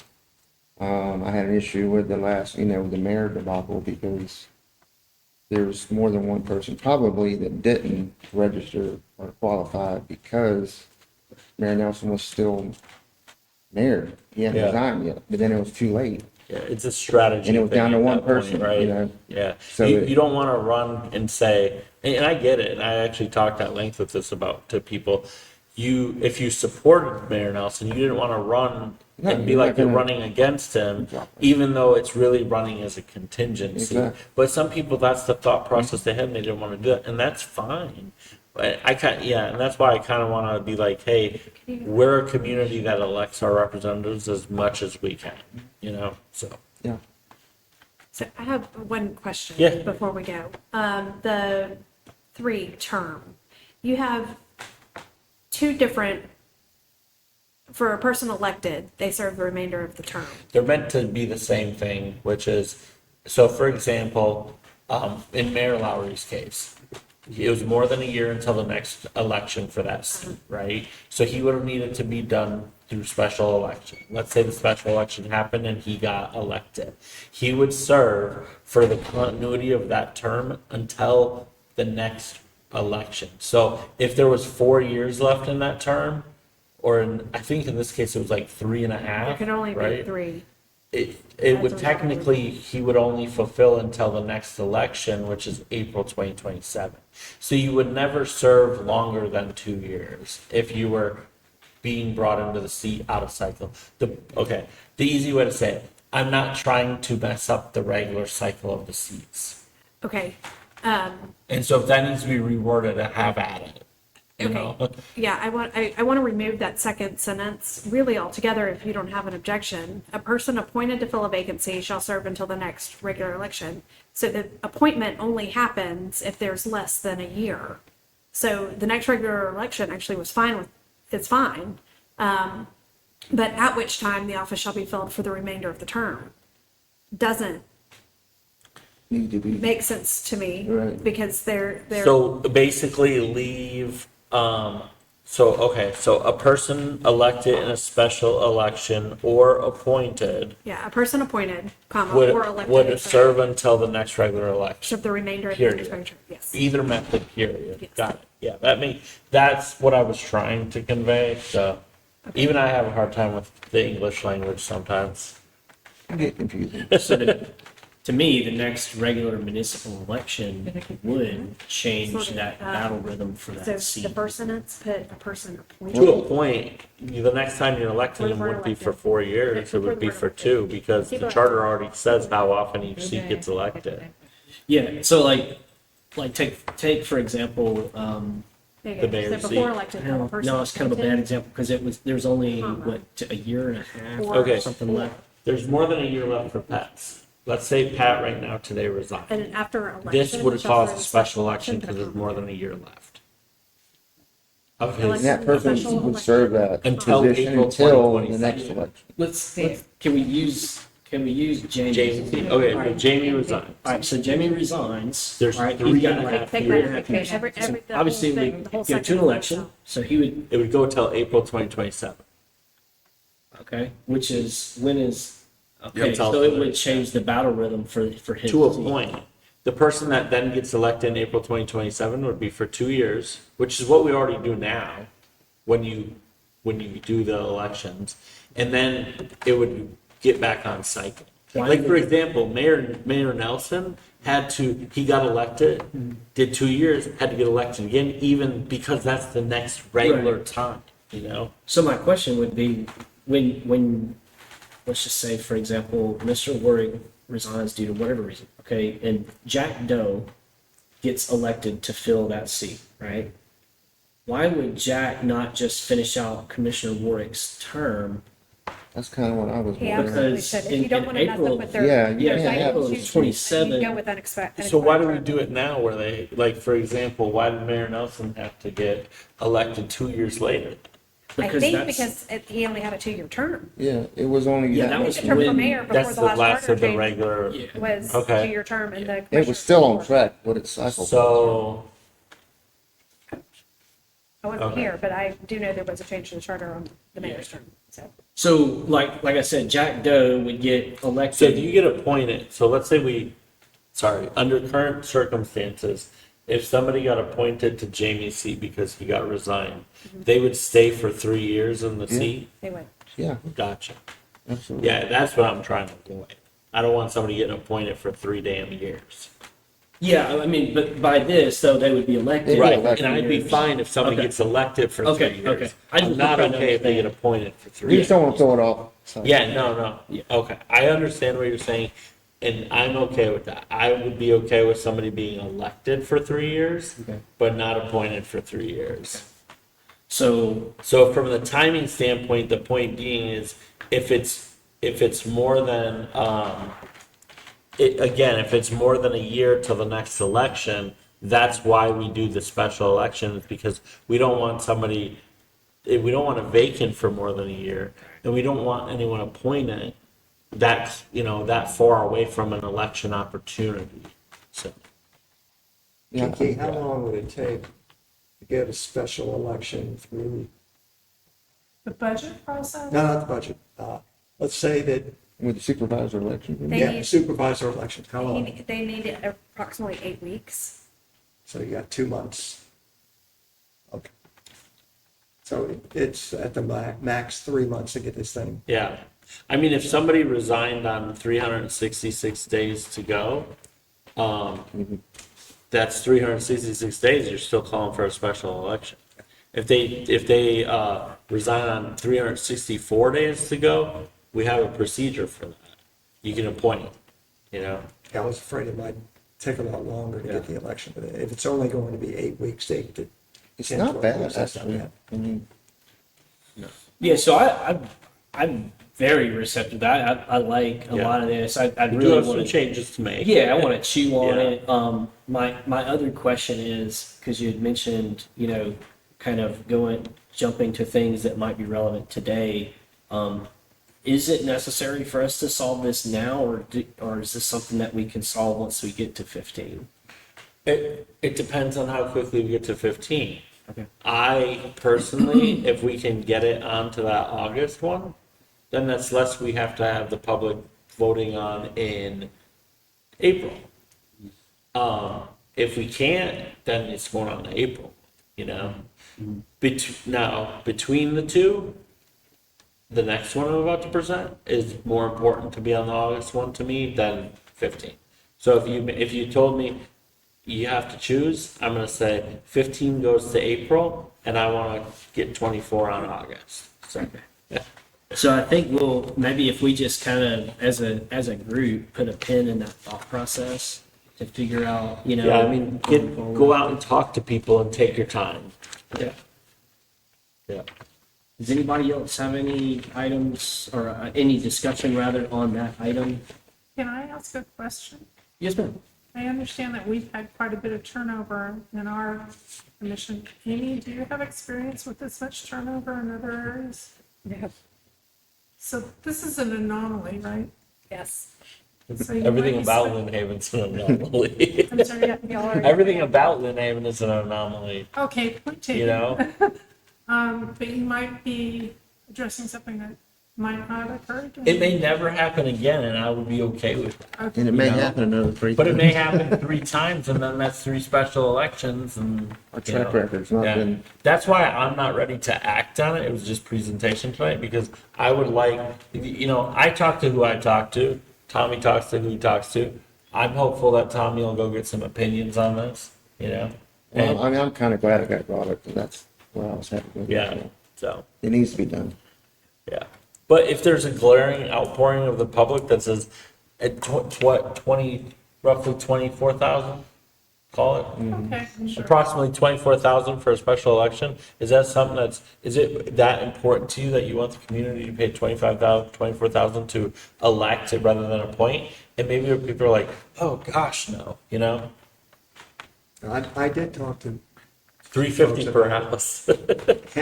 You know what, it's a perception thing. The perception issue that the that's what people you're I saying. talk to is, you mean they appointed a buddy? Okay. Well, no, it's true though, because for example, and I've pointed this out, of the current commission, I have voted for 3 of them.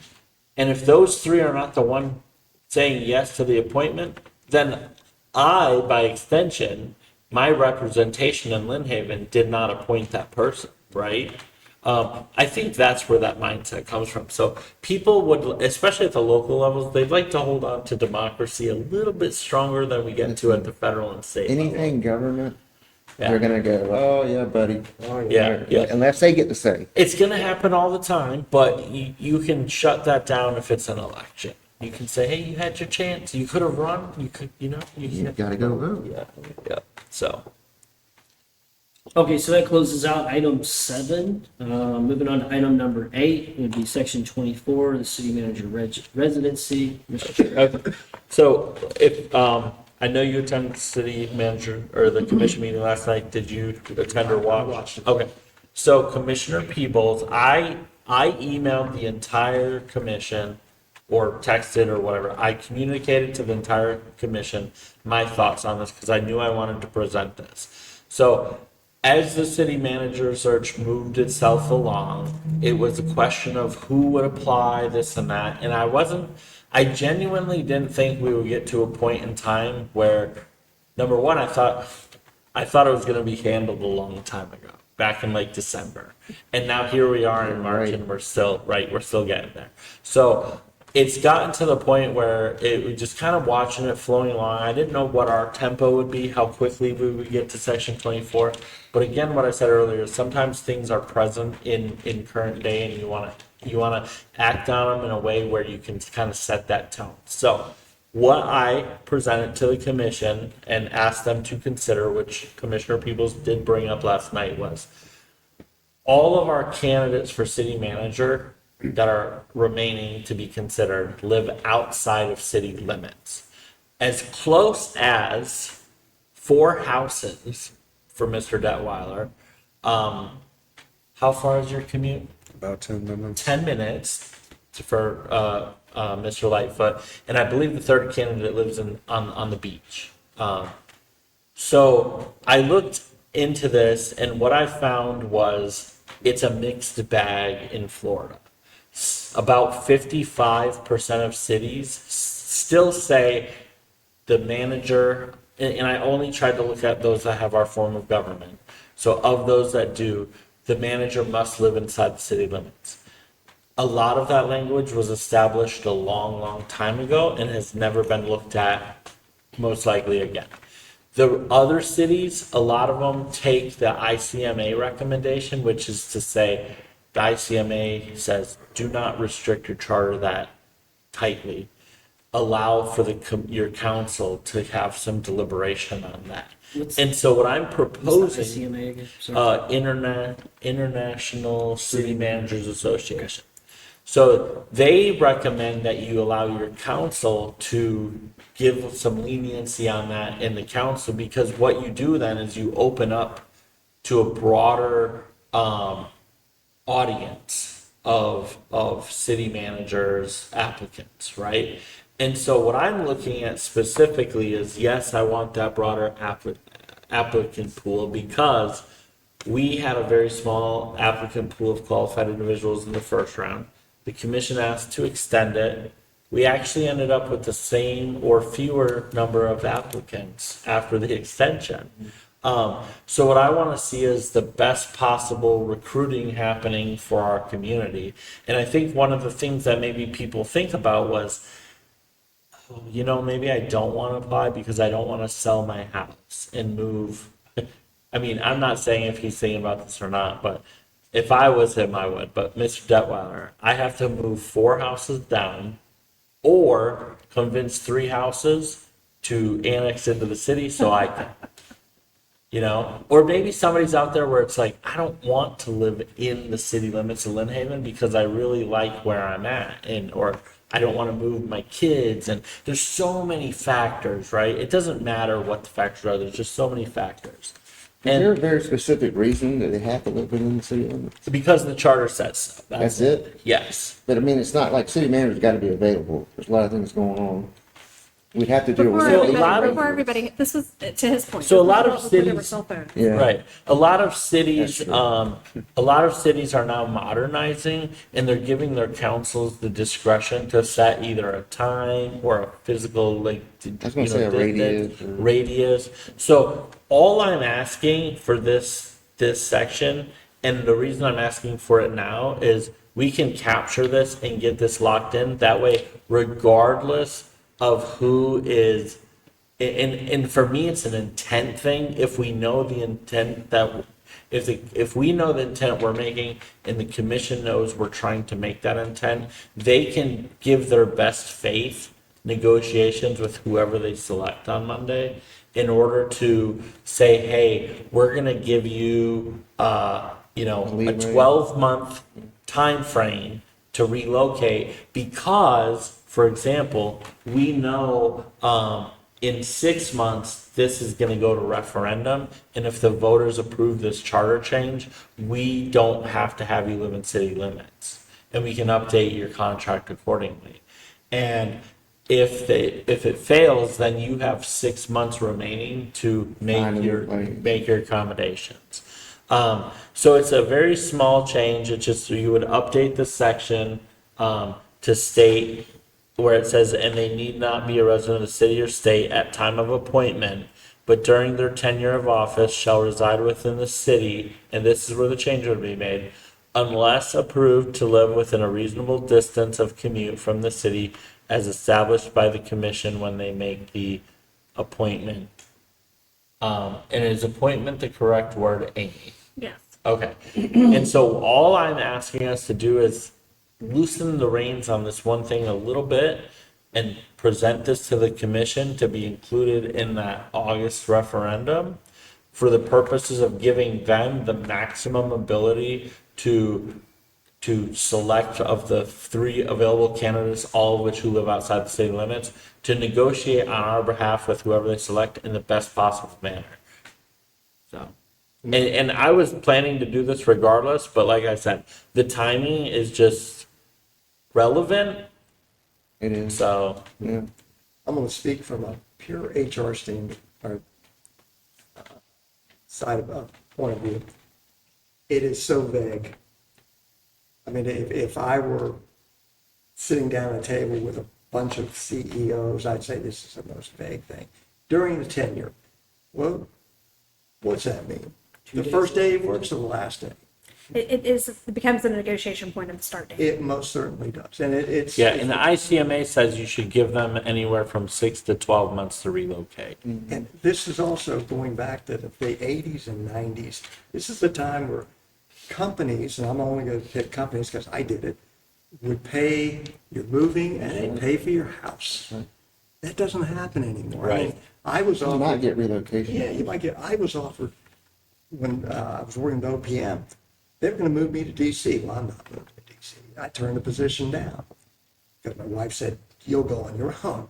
But, Yeah. yeah, those days are past, and I agree, it needs to be changed. And I don't even like the I mean- during the tenure part. And I'm okay giving even more, loosening it up even further. I didn't want to go too far. I'm okay doing that though. What I don't want is like, the governor has his mansion in Tallahassee, right? Do we need to put something next to the senior center for the city Trailer. manager to live in? Just like You know, nice trailer. that's not where we need to go. He's not I passed. What I got want- room to get- What I want is I want our commission to say, hey, we're selecting you for city manager, not based on where you're planning to reside, but on your qualifications.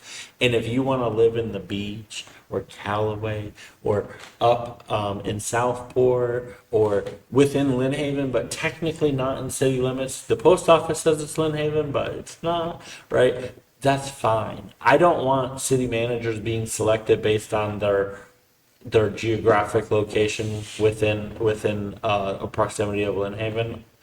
If the commission wants to set that, that's fine. But like, for example, the candidate that dropped out, Jonathan Rory, like, yeah, you got to relocate because you're not going to run the show from another state. But I think Amy did, when we were talking, did you say something about some places say within the same county? Yeah, you Yeah. can say, it You could be a resident of the county or proximate to the And other. I don't want to say I that. agree I with want them to say that. I want to give them that ability to, because, and I'm trying to plan for the future too. The reason I want the commission to have that discretion is maybe in the future, there is a time in which, Lynn Haven, there's a need for them to live within Lynn Haven. I can't forecast that.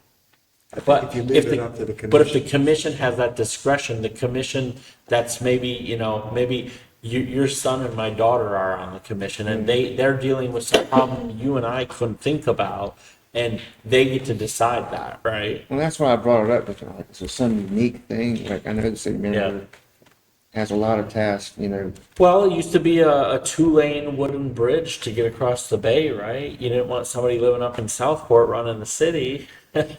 So, So the two things I see, number one, I wish I knew the why behind why this exists currently in the charter. We could say because it was, pre-cell phones, or we could say, whatever. It's fairly common. It's a fairly common requirement. So Yeah. it's not unique to Lynn Haven. I could try and find out some historical basis if you want, but I mean, if it's there, fine. If it's not, I mean, it is what it is. Like, what I'm torn with is that, is this in our charter because, someone at some point said, well, the individual who's running the day-to-day business should be a resident of Lynn Haven. it's gotta be available is what my mind was going with. It's Yeah, like, and I don't know, and we can't answer that tonight. So that's just something that I'm trying to wrestle with in my mind. the only thing I'm thinking about, I love giving the commission latitude, left and right. I'm worried about this latitude, and here's why.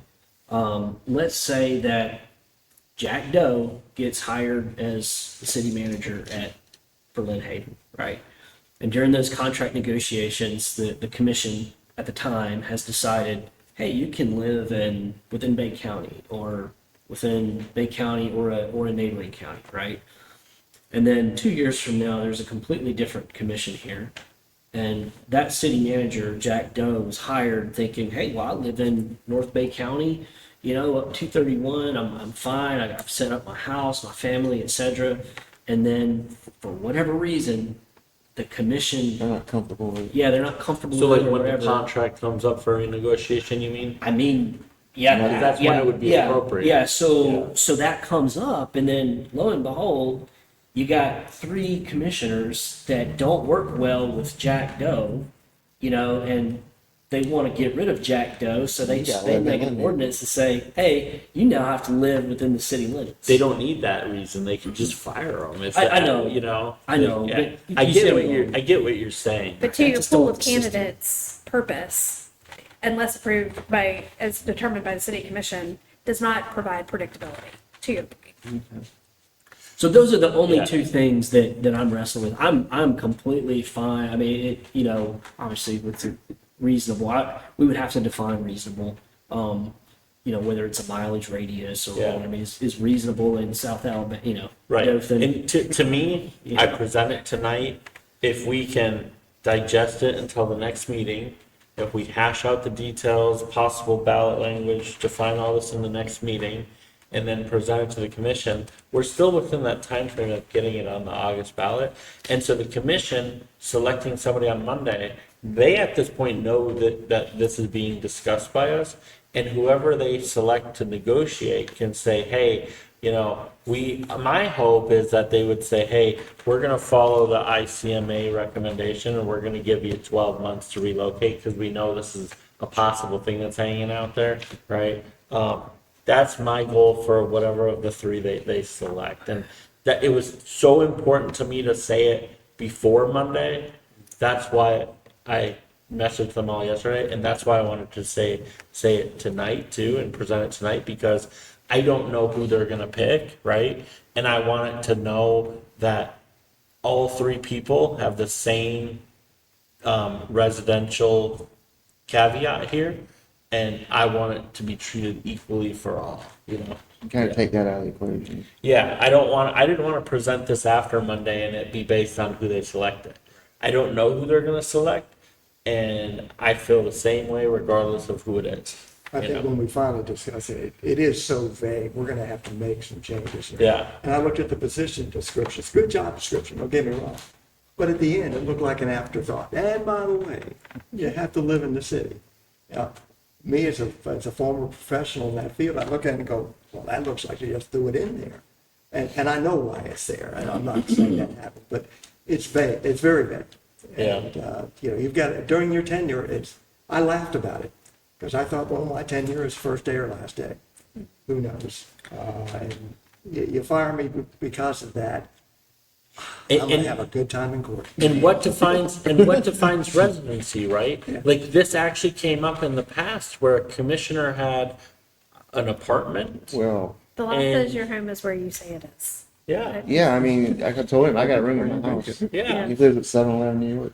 yeah. It's just, You yeah. get mail there, that's, And so the whole point of me being on this committee was to help us modernize in the city. And so to me, this is one of those things where we can modernize. And the reason I'm doing it now, after we just went through 7, instead of in, oh geez, what is that? 13 more items, sections. I just had to do public math. That's scary. Is because it's relevant to what's going on. And like I just described, I have a whole list of things, and I wanted my thoughts put out to the public before they picked somebody, I thought I was gonna be way too late, and lo and behold, the opportunity presented itself to me, for me to say it before they picked. imagine that. Yeah. My daughter is a principal in Georgia, and in high school. Used to be that you had to be a resident of that county. Not anymore, because they couldn't get qualified candidates. Sure. So, plus that county that she teaches in is a lot more expensive to live in than the county she lives, which is 1 mile from the school. So there are lots of reasons, but this is an old 80s and 90s thing that comes back. Yeah, Or predate that. Yeah, could be. this was written in the 1950s, I bet. Yeah. I think Mr. Walker reminds us of that the charter was written in 1950s. There does appear to have been some amendment to this one more recently, so in 2001. So I couldn't find that copy Yeah, I'm There's looking two, forward two to. different ones. of the 2001. Ordinance number 711 is where it would have made a change to this section based on these editorial notes. So you can find 711, we can, Confirmed Find we're some getting another history. gas station in Lynn Haven, 7-Eleven. Yeah, boy. So good discussion on section 24 is, or I'm sorry, item number 8, section 24. Is there any other thing that we want to discuss tonight, or maybe kind of digest this a little bit and come up and discuss? No, this again, like I said, this was for presentation only. I would like to timeline. I would like to digest it. Next meeting, I would like it on the agenda so we can work through it, possibly even ballot language. And so we can be in a position where when we are ready to present our next bundle of things, it's included. I agree. Amy, does it matter that it says deputy city manager? that's rather a than second, assistant? it's a separate issue they have to address. That's not today's conversation. I think that's language we need to Yeah. address, but that's not today's conversation. Okay. Okay, moving on from item number 8, item number 9 is public comments. Are there any? public Please, comment? I have a Peanut commentary. Okay. I understand that we do these Wednesdays at 5:15, and I know people watch them online, but I have reached out to so many people and asking them to attend, right? And everyone's busy. But you know what? Not kidding. I reached out to about 15 to 20 people that I thought I could get them to come out. And you know what they said? We think you guys, the 5 of you guys, are doing just fine up there. And so it's just like, I would love the the public to be here, but people are watching online. They're going back to watch the videos. They reach out to me. I'm sure they reach out to you guys too. But the feedback I got is they don't want to come sit here for 2 hours. They trust us to do a good job. So I take that as a compliment. I appreciate it, but if there's something on the upcoming sections that somebody wants to talk about, don't wait until it's on the agenda. Reach out to us now so we know when we get there to expect you to be here, So, I speak to a group I'm a member of a group on Monday nights, and I'll bring things up. And I said the same thing about coming to the meeting, and here's what one of the people said, lived in this town for a long time, said, this charter committee, and please don't get the big words, this charter committee is not getting pushed around like the last one, I've heard that same thing. and that should make you feel pretty good that you're doing Yeah. your job. Yeah, that's a testament to Mr. Lightfoot, Miss Myers, Miss Kiki, the other people that show up. We really appreciate you guys sometimes just having to be a fly on the wall. I know it's tough, but thank you guys, and Miss CJ too. You're in there for that patience. So no public comments. Moving on to item number 10. Next meeting looks like we're set for March the 25th. Is I'm that still good for that. Still good. Sounds good. Calendar. Everybody else is good? Same time, 5:15. Yes, sir. same place. Unless you all want to do lunch, we'll cater it in. I'm free anytime, so. All right, so next meeting will be March 25th at 5:15, and that's all for tonight. We'll adjourn. Thank you.